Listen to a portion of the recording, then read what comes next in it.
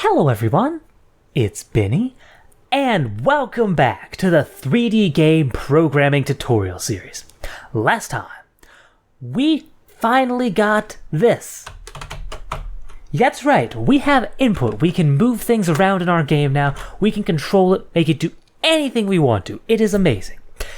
And that begs the question, now that we have some way of interacting, controlling our game, how can we actually do anything? How can we create a world we can interact with? And that's a really big question, which all starts with a pretty straightforward but surprisingly deep question of what constitutes something in our game?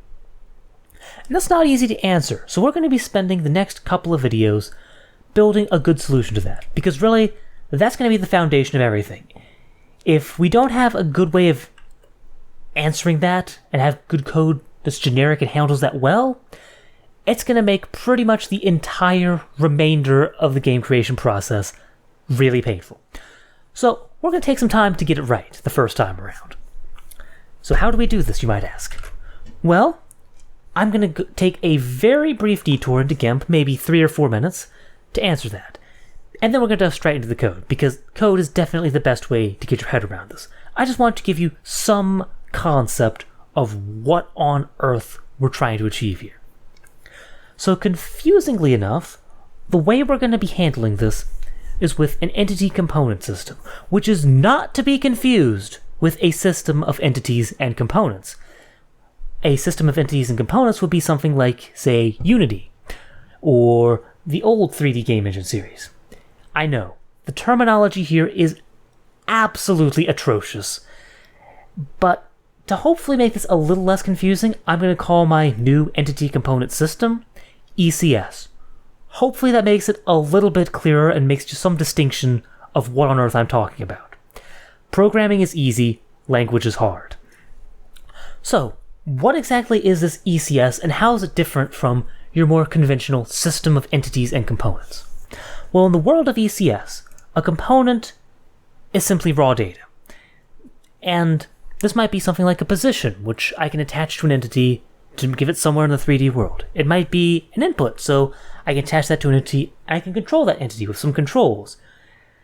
So it works a lot like components in the more conventional system of entities and components, but the key difference is this is literally just raw data. It is raw data and not anything more. So this does not have methods to work on the data or update or do anything. This is literally just the data. Why will make more sense in the context of everything. But just for now, component, just data, nothing more. Think like a C struct. That is a component. An entity, just a collection of components. So this might be the position component, and a motion component, an input component. Put them all together, that's an entity. And it is nothing more. There are no methods to manipulate these or do anything with them. There's no extra data structures or wizardry going on. It is literally just a list, nothing more. So it's a much more strict definition than the more conventional idea of entities and components. In ECS is very, very particular about what a component is and isn't, and what an entity is and isn't. And last, but certainly not least, there is the system. In ECS, a system takes a list of components. So some set of lists of components. So all the position components in the entire world, and all the motion components in the entire world, and both of those might go into, say, a motion system, where the movement is applied to the position to move everything around in the world. That's sort of the idea of a system. And, as before, it is nothing more or less than this. So, a system takes in one particular set of components, does one particular piece of logic on that set of components, and that's it. There's no other bizarrity or fanciness. That's all there is to it. So this is a much narrower and more specific way of doing things than the old way. You might wonder, okay, so what? Why would you do anything like this? Because if you are very particular about entities are this, components are this, and systems are this, by the way, systems do not even exist in the old idea of entities and components. This is something completely new. The big reason is this allows total separation of logic and data. Logic is in systems, components data is in components, and entities tie the whole thing together. So, for one, easy component interaction. You don't run into the issue of, okay, how does my player component interact with my inventory component? That's a real...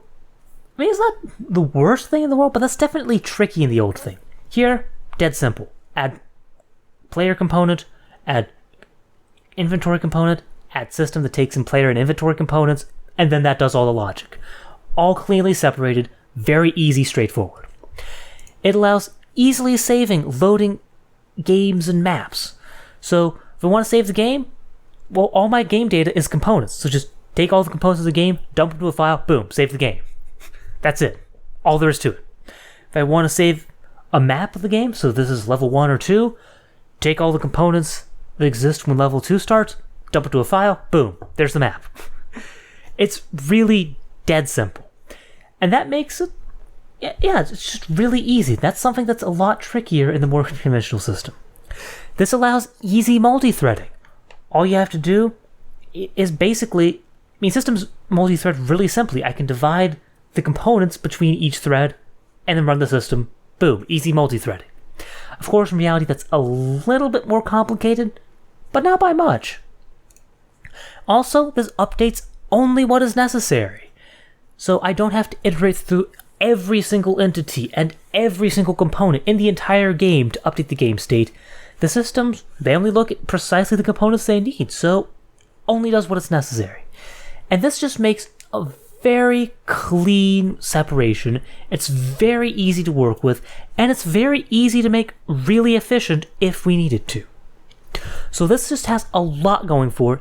It solves a lot of issues, and it makes just a much cleaner way to construct games than the way you might be used to, the way of where all the logic is in the components and things can get weird and messy, or how that logic interacts with everything else. So that's what we're going to be implementing. Now comes the wizardry.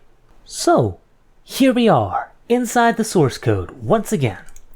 I'm going to go ahead and create a new, not file, I'm going to create a new folder for this whole system, the ECS folder. And we're going to start by implementing the ECS component.hpp. And we're just going to prep it once, and alright, how do we begin? How do we create this component? Well, it starts, as you might imagine, by creating a struct base ECS component. And this is just going to be the base class that everything inherits from. There's not going to be too much here. Beyond, we are going to want to know, hey, this is the this is the entity this component is attached to. But wait, the ECS component isn't supposed to know or care about the entity for the most part. So how do we handle this properly? Well, funnily enough, the answer is in the question. We're going to use a handle. I'm going to have a typedef. I'm going to typedef a void pointer as entity handle. And yeah, this is just going to be something that's in every entity component called entity ID. And yeah, now we have a way of referring to the entity we are attached to without even knowing or caring what an entity is, which is exactly how it should be. The components shouldn't care what entities are. They should just care, hey, I have a way of knowing what entity I am attached to. Right? Makes sense. And now we're going to get into the reason why you don't see pure ECS systems as much as you do the alternative, you might say, the Unity way. Though I don't know how accurate that's going to be, because I hear Unity is going to move to a pure ECS system at some point, but oh well. The old Unity way, whatever you want to call it, depending on when you're watching this video. To do an ECS component really well, you need runtime dynamic types, which, as you can imagine, doesn't work too well in C++. C++ is strong static typing. So we're going to have to get creative to do this. The first part of our creative system, I'm going to have a static uint32 for next ID. So this is a method that the base ECS component has. It's static, so the instances don't care about it. But yeah, this is just a way of generating an ID for every individual component type. Every individual component type will have its own ID. I'm going to go ahead and implement this. So under ECS component.cpp, I'm of course going to include ECS component.hpp. And yeah, let's just implement this. So this is just going to be base ECS component next ID. And we're going to use this, we're going to implement this using the dreaded global variable. Why? Because it's easy and gets the job done, and we can always change it later. So I'm going to have a global variable. I know, I'm evil. And yeah, I'll just call it component ID. Starts off equal to 0. And this is just going to return component ID ++. So it's a slightly different one every single time. And yeah, that'll get us going. Again, we can always change this later to make it better, I suppose. So now we have our base ECS component. I can now supposedly create my struct. I'll call it test component. Inherits from public base ECS component. And now I can have my float x, float y, etc., whatever fields I have. And I'll need to explicitly define a static uint32 ID, which equals the base ECS component next ID. And I'll need to do this for every single component, and it'll be a massive royal pain in the bum. So in fact, no, we are not going to do this.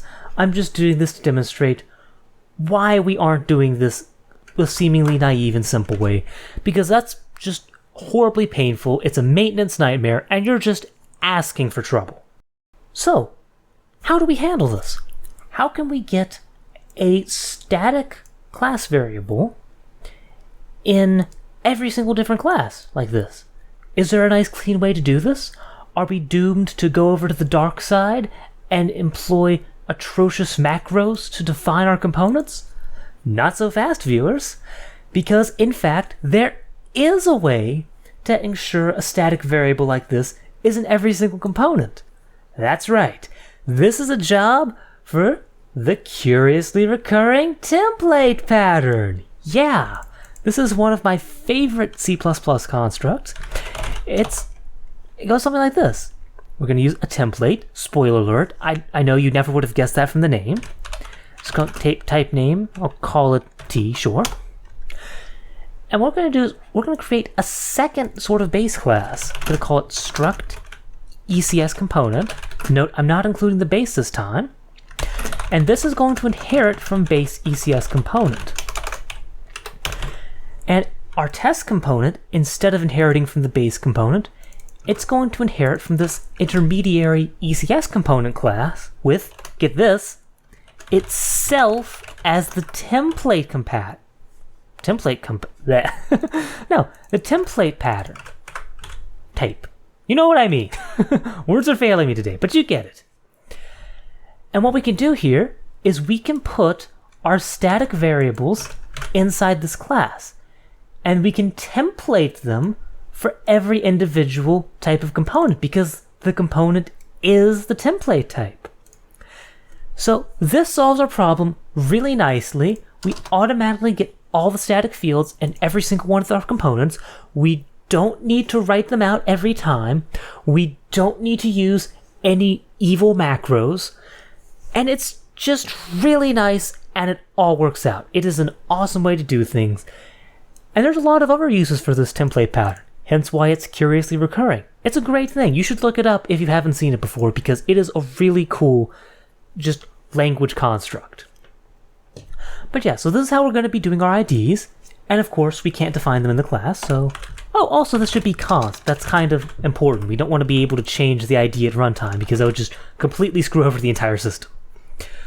So yeah, so implementing it, we're going to also... It's also going to be templated, because of course, you know, it's template class, templated variable, go figure. And we're going to have a static const uint32, which actually we don't need static because it's not in the class anymore. And I pasted horribly wrong. Pay more attention when you're pasting than me, viewers. That would serve you well in the future. So yeah, ECS component sub ID. And this is just going to take in next ID. Base ECS component next ID. Simple as that. And there we go. Just like that. We now have the ID set up for every single component. We don't have to worry about it. We don't have to do any bizarre fancy tricks. We just, here, I'll just say begin example code. Yeah, because this is how it's going to work. And it's nice and clean. Doesn't have to care about any of the other details of how our component system's handled. Just inherit from this class, write in your struct members, you're good to go. It's just about as dead simple as you could ever hope for it to be, so it is awesome. But wait a minute, viewers. Right now, all we have is a single lowly integer to distinguish this component is of this particular type. And that's all we have about our components at runtime. We can distinguish one type from another. But is that really enough to build a dynamic runtime type system? And the answer is yes, under certain assumptions, but in the more general sense, no. So we're going to add a little bit extra to our dynamic runtime type system. So that way, we're just less limited. We have more freedom in building our dynamic type system for our components. And that'll just make our lives a whole lot easier. We aren't constantly wrestling around the limitations of having nothing but an ID for every class. Specifically, what we want to know how big every individual component is. How big in bytes. So we're going to have static const size t called size. And this is going to work a lot like the ID. So we're going to set ECS component size. Oh, I actually forgot. I need to have the type parameter here in the template. So make sure you remember that. That's otherwise going to be bad. Yeah, and this is literally just going to be size of, if I can ever spell it, t. There you go. And this will help, in particular, with allocating memory for a component. We want to allocate memory for a component of a particular type. At runtime, that's just going to be a base component pointer. We won't know how big the underlying type is. But with this, now we have access to size. Now we can say, oh hey, this type of component is this many bytes. We can allocate enough memory for it and do proper dynamic memory allocation without knowing specifically what type it is at runtime. That's really, really nice. The other two things we're going to need to be able to do dynamic memory allocation at runtime is a create function. So I'm going to state static const ECS component create function and a free function. And these will be how we create and free this at runtime. I'll just call it create function and free function. And you might wonder, wait a minute, Benny.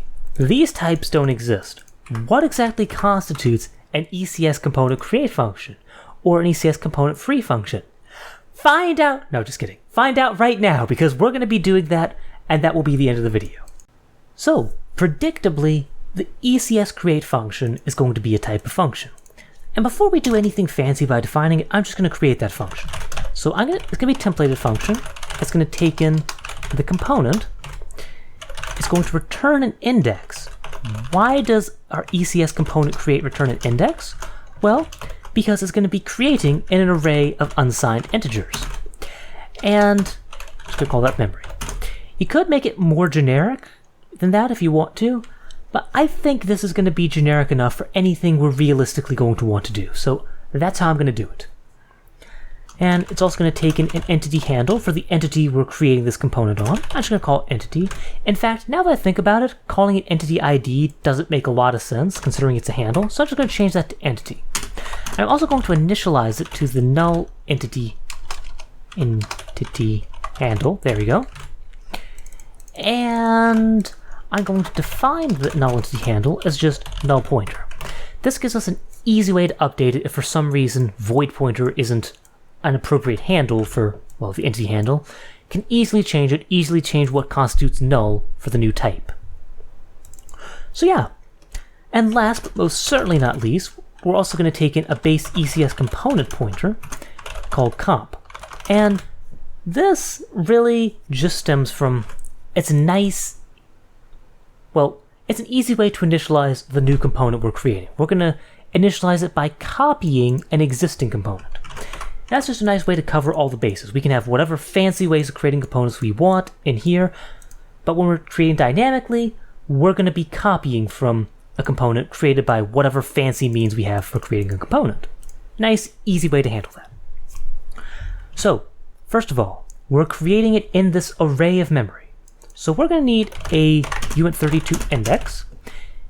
Actually, you could do this with size of t, but I'm just going to limit to 32-bit integers for now. We can change it to the generic system memory size later if necessary. We're going to add it straight to the end, so we're going to start by setting the index to the memory size. We're going to resize the memory to really just index plus, well, component size. We're taking advantage of our template to access the static variable size, which will be set for that component. Yeah, and from there, that's all we need. So now I can create a component pointer. It's going to be a new component, taking in component as copy constructor, cast to type name t, pointer, a pointer to type name t, there we go, which actually I've named component, so we're going to pretend it's a pointer to the component, and we're actually going to have to dereference it to call the copy constructor. So there we go. Now that I've done all the syntactic finagling, we can create a copy of this. But wait a minute. Creating new, that does dynamic memory allocation, and that's not in our memory array.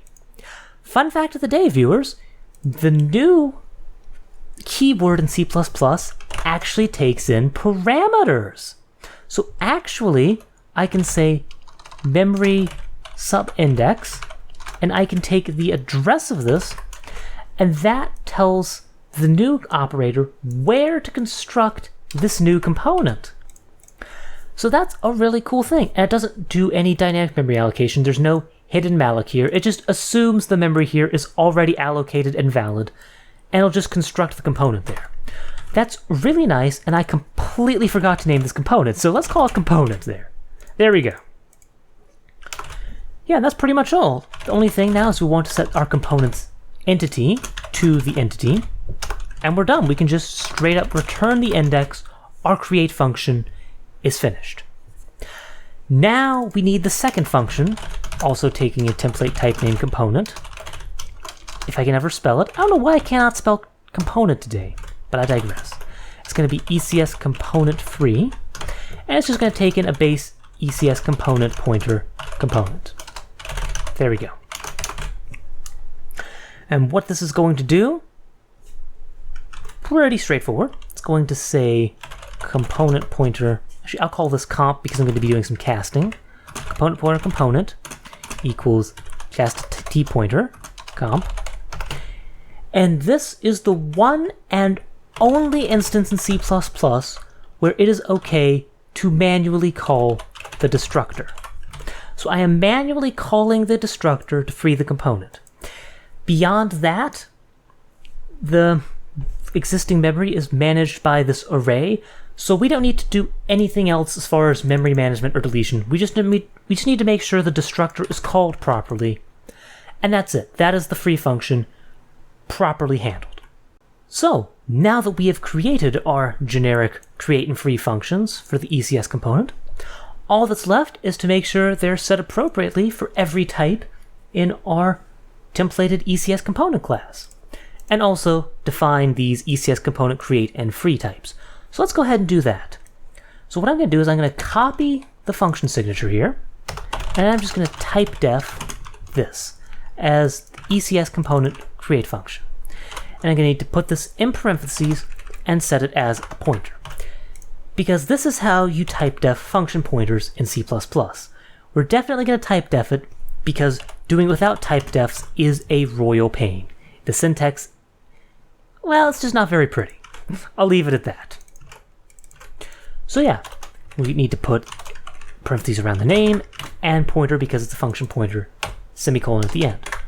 And also because we're using this here, we're just going to need to do a quick forward declaration of struct base ECS component.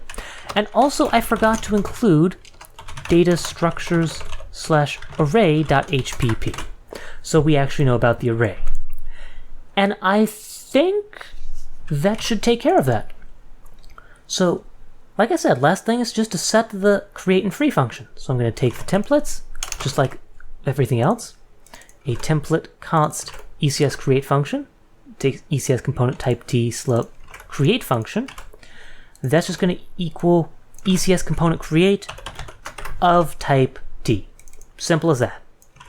And same story for the free function. Same thing, except we're going to call it free function, and it's going to take an ECS component free. There you go. So that's pretty much all the setup we need for the components. We have them pretty much set up. You can just define as you like and go. Very easy when running in practice. We've pretty much set up everything we'll need for dynamic runtime types. But that's just one part of this. We also need a way to set up entities. We need a way to set up systems. We need a way to set up something that can manage all the complexity of this and make them all run smoothly together. How on earth do we do that? Could we possibly implement it? Will it be as ridiculously complicated as setting up the ECS component? No, it will not. I'll just straight up tell you, no, it won't. The rest of it is much simpler than this. This is the hard part. But what about the rest of the things I asked?